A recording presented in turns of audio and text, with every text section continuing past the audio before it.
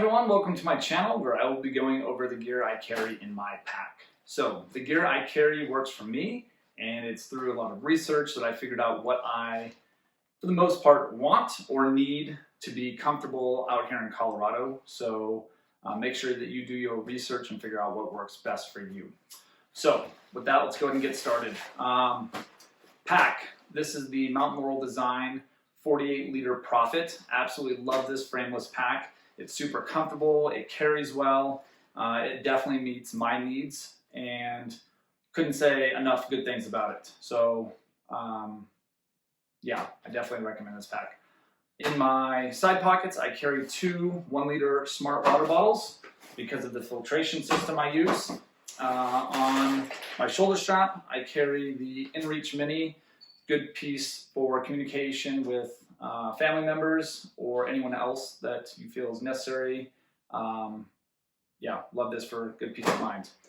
Then in the back, I carry the 1/8-inch Gossamer gear pad. I mostly bought this so that I wouldn't be slipping around so much in the bottom of my shelter if the ground isn't even. So it adds a little bit of warmth, but I really mostly bought it for some other versatility, like not slipping around, seat pad, and again, a little bit of warmth. So, and yeah, really enjoy this piece. So in the front of my pack, I carry things that I need to get to quickly, like my first aid kit. So in my first aid kit, I carry some Leukotape, some things for blisters, totally drawing a blank on what this is called, a Swiss Army knife, and then other than that, it's some bandages, ibuprofen, Tylenol, antidiarrheal, contacts, and then anything else I might need for my dog. So that's my first aid. Then I also carry my poop kit. So this is just the deuce of spades, some toilet paper, and hand sanitizer. Then I also carry in the front of my pack my rain jacket. So this is the Frog Togs. Love this thing. It is definitely somewhat fragile. If you're going to bushwhack, wouldn't recommend this, but in a good downpour for a couple hours, it will keep you dry. So I took this out last summer, and I was with a couple friends. I mean, it hadn't been raining for 3 hours plus, and this thing with the pants totally kept me dry. So love that piece of gear, especially for the price point. Next thing I have in here is just a little Ziploc bag with some earplugs, chapstick, sunblock, toothpaste, and a toothbrush. Most of the stuff came from the dollar store, so super cheap, and it's just an old Ziploc bag because I am too cheap to pay for a DCF bag. All right, next thing I have in here is my water filter. This is the Sawyer Squeeze. I really like this one. I've had the Sawyer Mini, I've had the Sawyer Micro. I still have them, but this thing is way better, worth the extra couple bucks. I remember when I first was thinking about getting a Sawyer, the guy's like, just spend some money on the Sawyer, you know, and I was too cheap, so I went with the Mini to save like 10 bucks. But now I bought all three and definitely spent more money than if I just would have bought this. So definitely go with the Sawyer if Sawyer's your thing. Next thing I have in here is Nock Becto 3-liter. It works pretty good for a gravity system as well. It works way better with the Sawyer than it does with the Micro or the Squeeze. So I use this one mostly because I'm backpacking with at least 2 or 3 other people, and that way I don't have to make multiple trips back to the creek or wherever I'm getting my water, and yeah, just saves me time.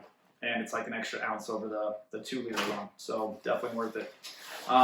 Gas can, I typically carry the smaller version in here. I just didn't have it with me. So my cook kit is basically made up of the Toke 750 milliliter pot, and then inside I just carry the BRS 3000. There's also a, or usually, not right now, there's usually a Bic Mini in here, and then just a rag to clean it out because I only drink coffee out of this thing and boil water for my food. I don't put any food in here, so I don't have a sponge or anything like that to clean it, although it might be a little bit lighter. So that is my cook kit. Then the only other two things in here are my tent stakes. So these stakes are what came with my other tent, which I use sometimes, and that is the Gossamer Gear, the 1. So it comes with these aluminum V-stakes. They work well. If not, I'm carrying the MSR, I think these are called the needles or something like that. I thought about going with the Groundhog Minis, but for me, it's not worth paying the extra, money to replace something that works just fine for a few small ounces. I try and buy everything either used or definitely not paying full price for most things. So to me, it's not worth paying that much money for something new. And then the only other thing on the outside of my pack is my titanium spoon. It's the Sea to Summit, weighs less than an ounce. So that's awesome because most of my food that I eat, well, not even most of it, all of it I eat is out of a Ziploc freezer bag. So I do like ramen bombs and oatmeal out of those, and yeah, I use a long handle spoon. So let's go ahead and get into the inside of the pack.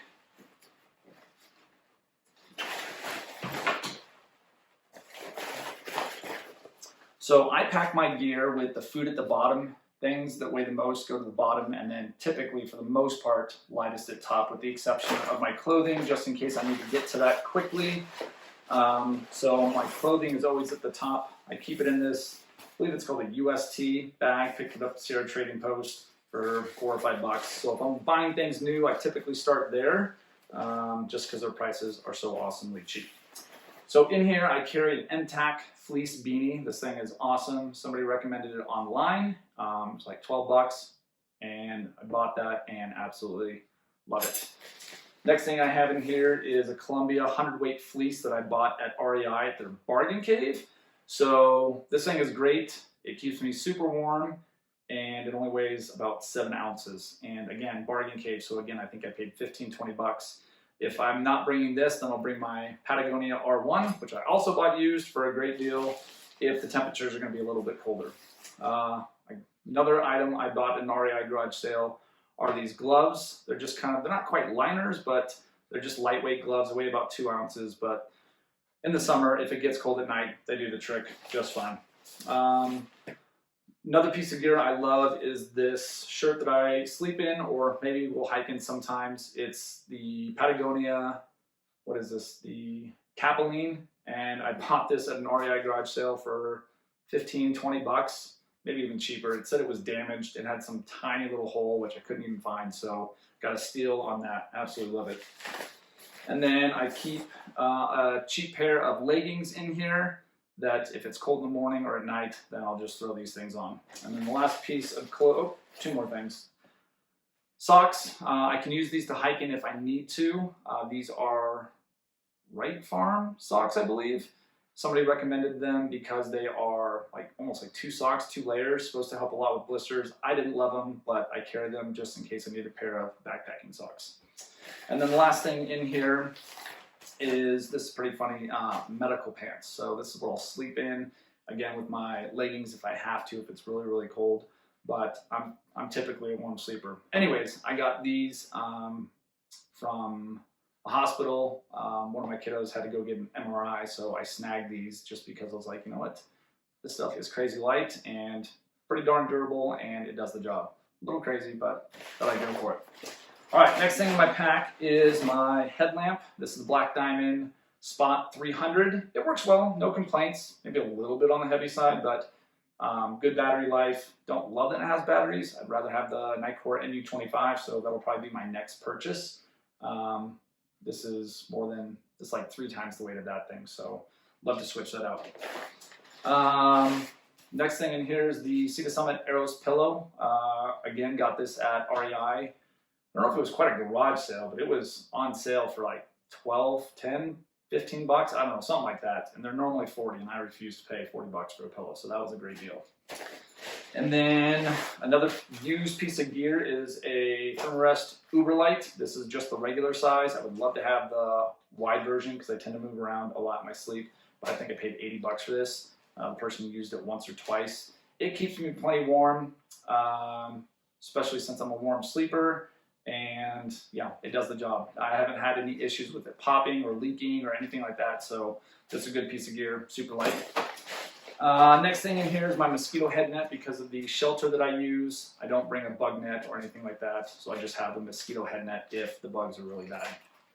So speaking of my shelter, I use the Z-Packs Hexamid pocket tarp with doors. Got this used on, I think, Facebook Marketplace maybe.